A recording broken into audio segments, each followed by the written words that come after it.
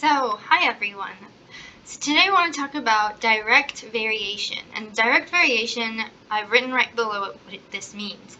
It means that y varies directly as x if there is some non-zero constant, k, such that y equals k times x. And k is what we call the constant of variation. So basically you're looking at, this is the key thing. This is direct variation, k is that constant. Alright?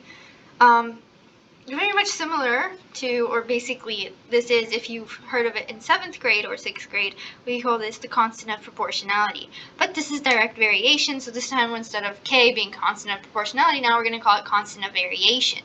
Okay, so, and the reason for that being is that if we have an example that we see here, if y varies directly as x, and y equals -15 when x equals 5, find y when x equals 3. Alright, so keyword here is the directly. Okay, since it's directly, I already know that it's going to take on the form y equals k times x. This is direct.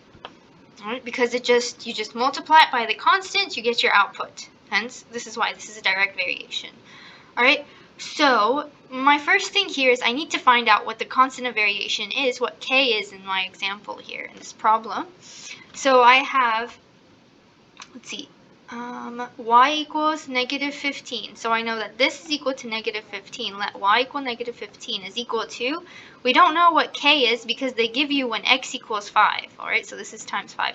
Now work backwards. Let's find this constant of variation first before we can find y when x equals 3.